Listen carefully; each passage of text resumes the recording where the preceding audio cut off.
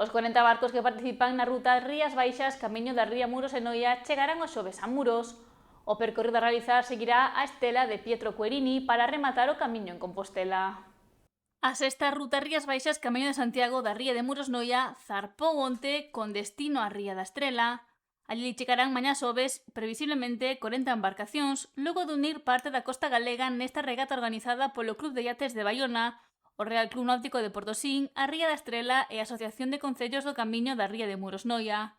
A través dela seguirase a estela de Pietro Querini, impulso dado desta ruta a Vía Querinísima, declarada como itinerario cultural europeo. Xa está declarada como itinerario europeo, cultural europeo, vale? E ademais seguimos traballando para que a Ruta Querinísima sea un referente e un camiño hacia Santiago.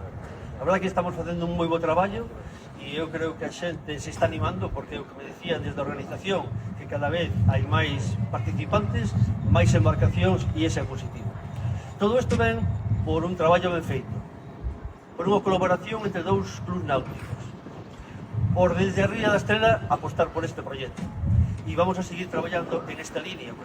Camiño co que se chegou a sexta edición desta ruta Rías Baixas camiño da ría Muros Noia e co que se espera sumar máis entregas.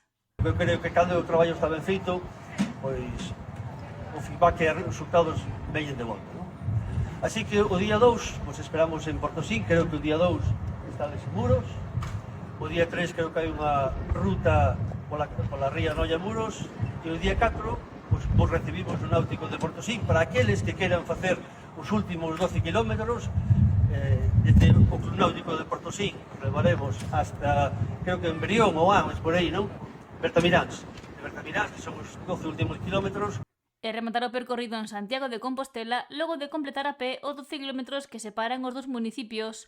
A flota formada por 40 embarcacións está xa en plena navegación.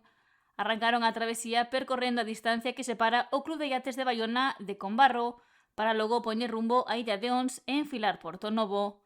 A flota reúne embarcacións de entre 8 e máis 16 metros de eslora que navegarán xuntas ao longo de máis dun 100 de millas por algunhas das paisaxes marítimas máis espectaculares de Galicia. Os barcos chegarán a Muros na tarde do xoves 2 de xullo.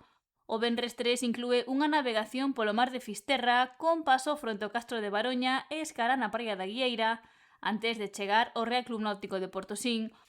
Os navegantes que selen as súas credenciais de peregrinos nos portos deportivos da ruta poderán conseguir a Compostela.